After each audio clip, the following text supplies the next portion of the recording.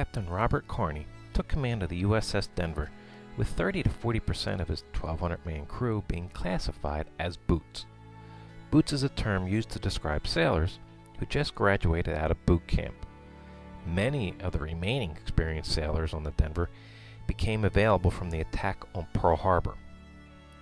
As a result, Captain Carney would train his men relentlessly, always requiring perfection from his men in any exercise or competition. In one anti-aircraft competition, the squadron officers went into the boardroom pretty happy with the job they had just done, only to find Captain Carney with the glasses on top of his balding head and a grim expression on his face, who then shouted, "God damn it, we didn't come in first!" Captain Carney would balance his drive to train the men by discontinuing the requirement to have Saturday inspections. This practice helped earn the Denver its first nickname, the Dirty D.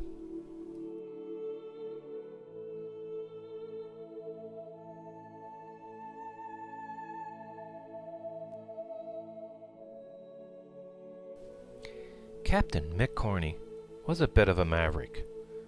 During a training run on the Delaware River one time, he had his men tie together empty orange crates and toss them overboard. He then used them to practice docking his ship right next to them. One time, while returning to the Philadelphia Navy Yard, Captain Carney docked his ship perfectly with no assistance from any tugboats. The yardmaster immediately greeted Captain Carney by giving him hell about doing that, as a captain already tried that and severely damaged the ship and the dock. The yardmaster then leaned over to Captain Carney's ear and said, "That was the best bit of docking I have ever seen in my life."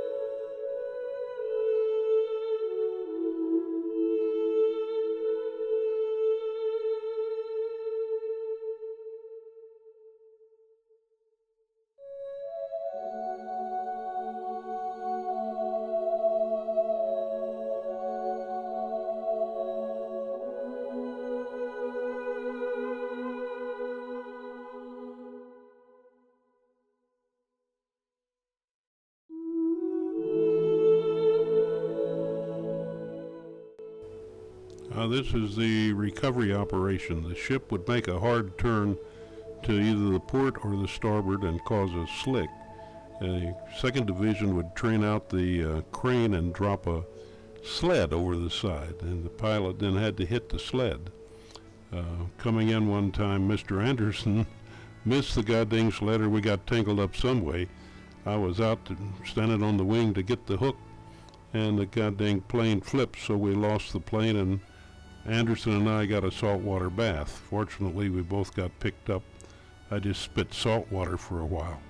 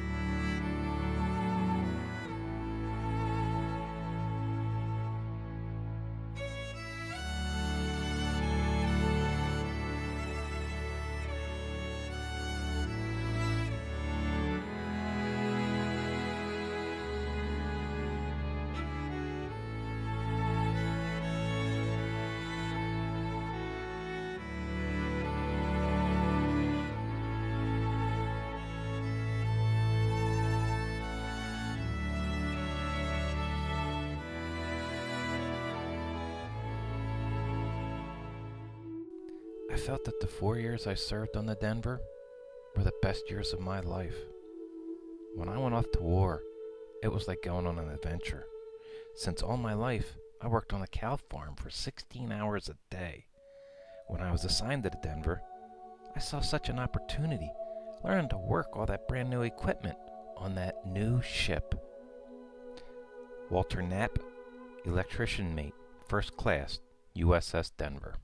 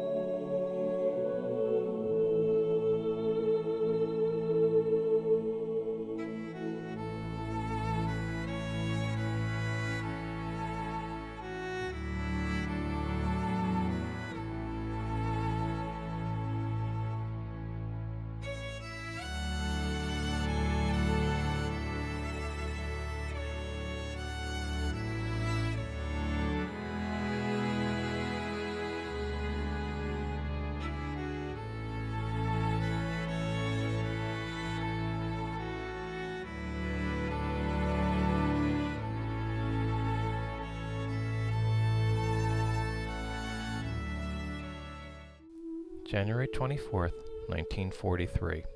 Plane number 4840, carrying pilot E.M. Post and observer W.J. Haley, crashed and capsized in the sea during landing.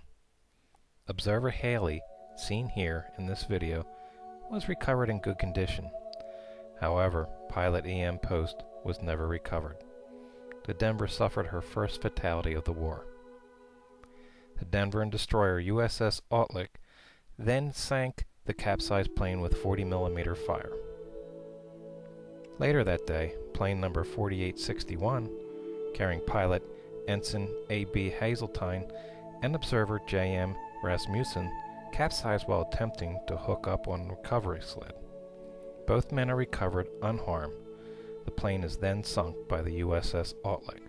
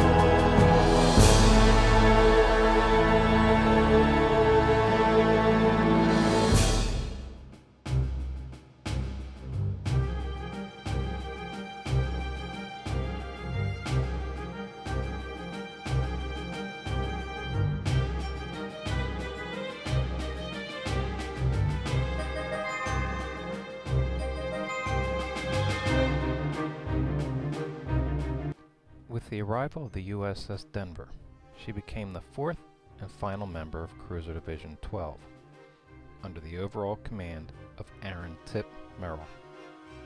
Cruiser Division 12 would go on to become the most decorated cruiser division in U.S. naval history.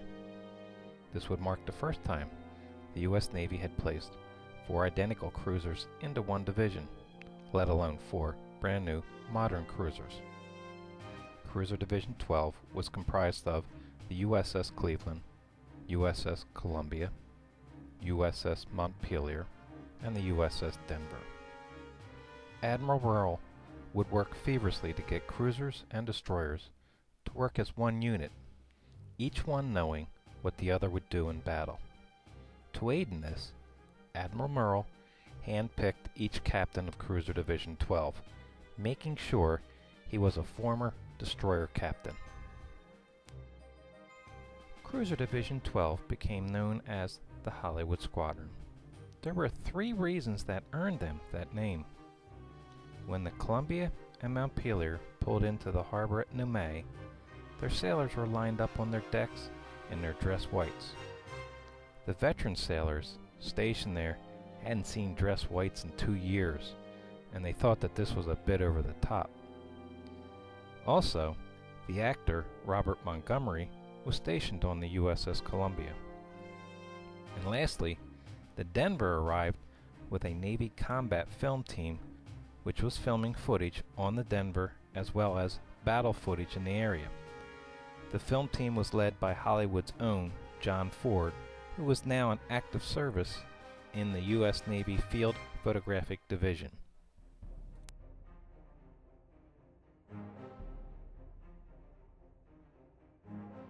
March 6, 1943. While sailing to bombard Villa Columbangara, Com Task Force 68, comprising of USS Montpelier, Cleveland, Denver, and 3 destroyers, pick up a radar contact at 027 hours. 2 unidentified objects are sitting just off Columbangara. Task Force immediately opens up and sinks 2 Japanese destroyers, the Minagumo and Morisani.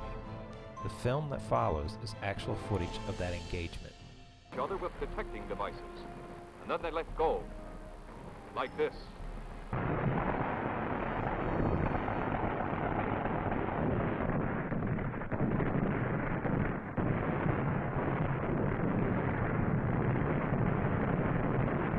This is war on the seas, and your ship is in there slugging.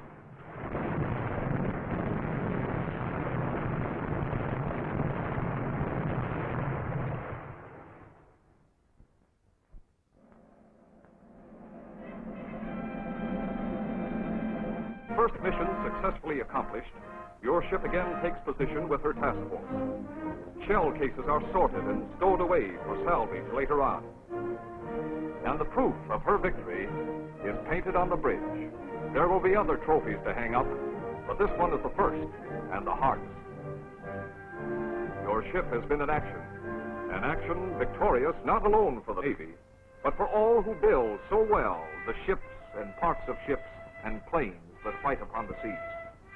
To win that action, the men of your ship gave up their lives. To win new actions, to scatter the enemy and drive him from the seas, the Navy...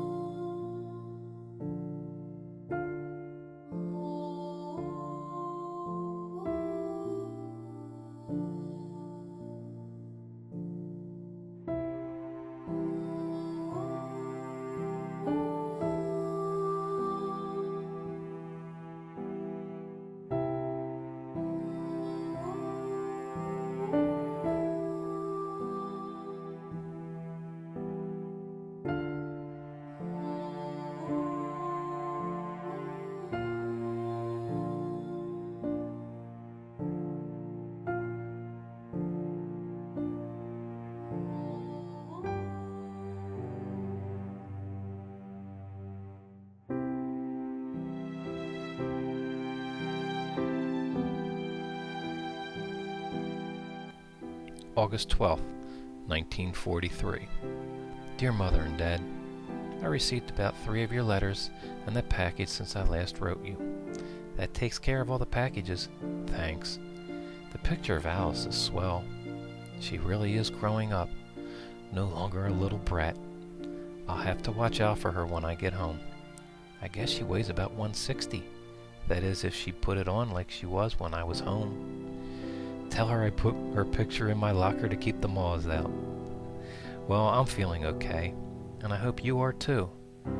There isn't anything else to write, so I'll close now. Keep your chin up and keep smiling. Love, Herbie.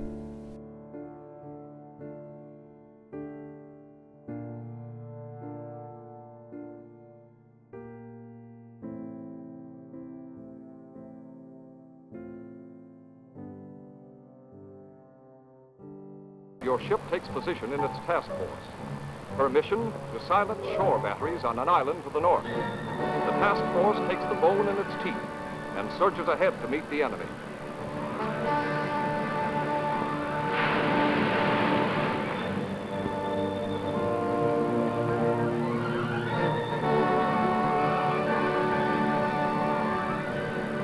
Condition able. Baptism of fire.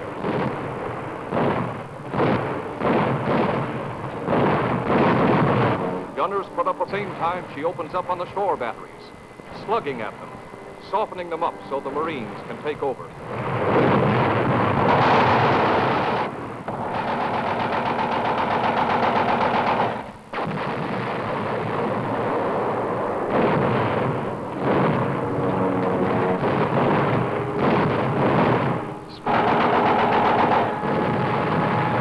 All afternoon the gunners pour it on.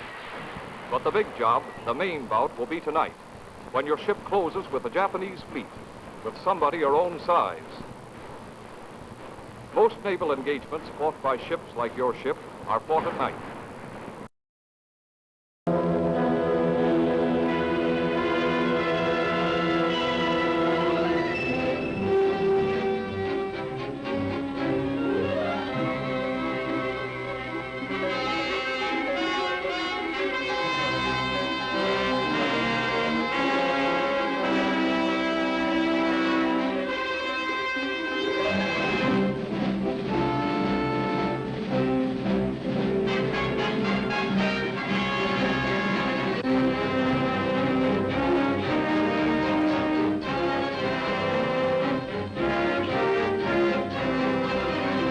Amphibious forces of about 15,000 men from 3 divisions of large transports were staging their initial landing in the Empress Augusta Bay area.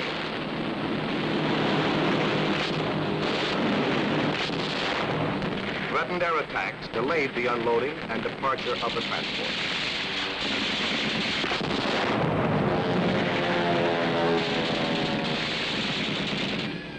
It was definitely established that a Jap force was headed toward Empress Augusta Bay. Successive reports from reconnaissance planes spotted their positions, course, and speed, so that CTF-39 was able to determine a minimum speed for an interception at a point west of Empress Augusta Bay.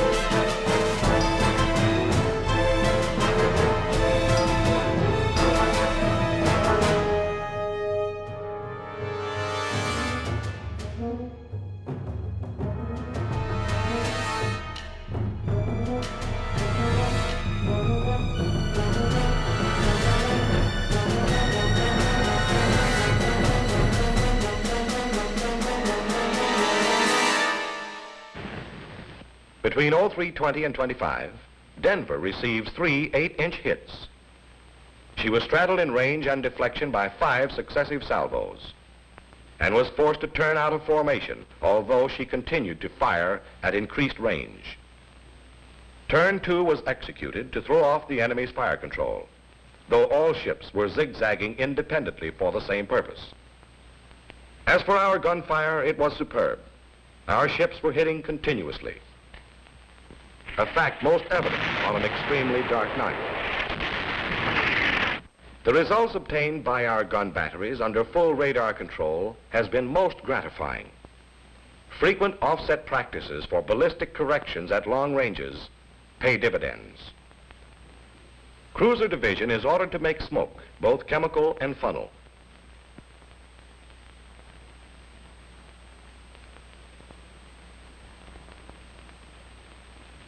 The effectiveness of the enemy's fire fell off at once, while our own continued at a high rate. It was obvious from the many shell bursts seen on his ships to the south that the enemy was taking terrific punishment. 4 large explosions were observed, and 1 ship was reported to have blown up completely.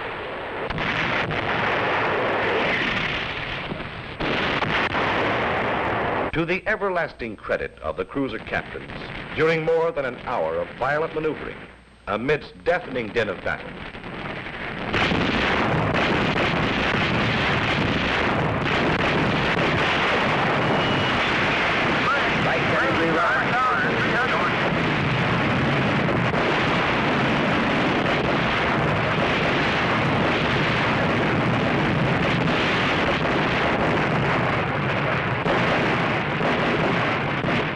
not once was the formation in any way confused nor disrupted.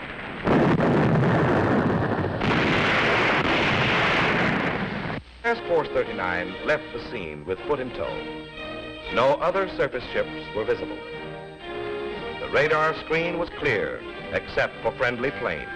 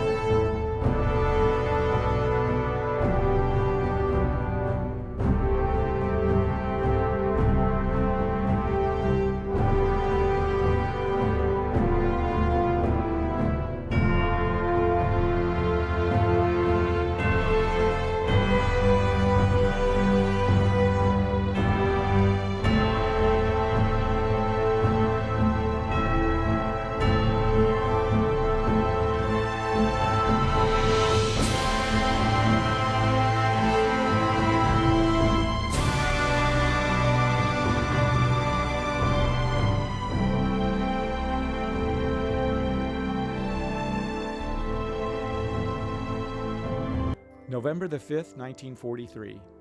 Dear brother, just a word to let you know I am well. I am sorry I haven't wrote sooner, but haven't had time. There is things I would like to tell you, but can't. Anyway, keep your job as long as possible, or any other job you can get. Watch out for Mother and the girls. I am sending Mother money each month and have an insurance made out to her. Keep your insurance papers handy, the ones you have on me, and remember how I talked about things when I was there at your place in 1942. Do you remember the things Helen Spitzer was always talking about and I didn't want to talk about the matter? I am sending you a check for $147. I wish you would put it in my name, making you my beneficiary. You and Lena should let me know where you put money I send you. I guess you see I have made another rating. Tell the girls hello and to write. I wish I could see all of you. Always remember, I am in there pitching. Love to all.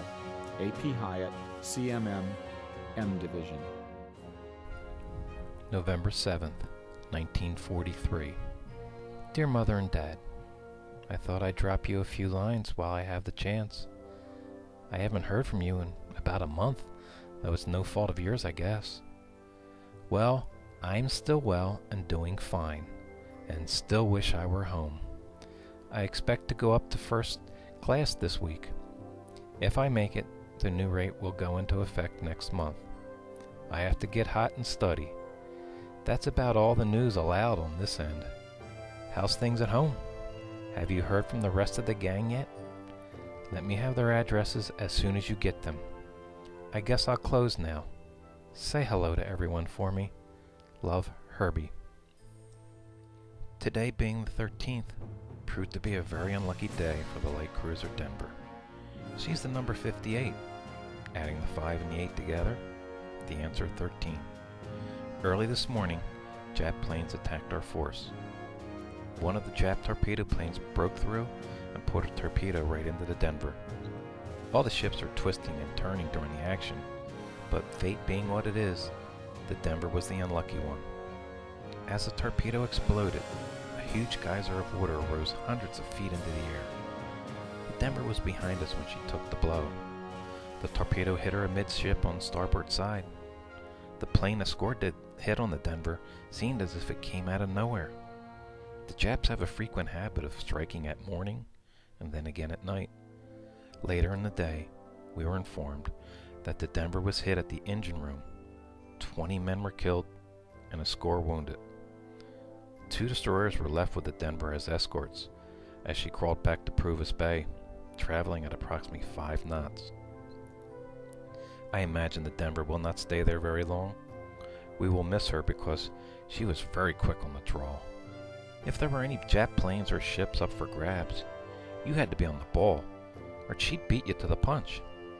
I never saw a ship that loved to fire its guns as much as the Denver. The Dirty D was a great ship.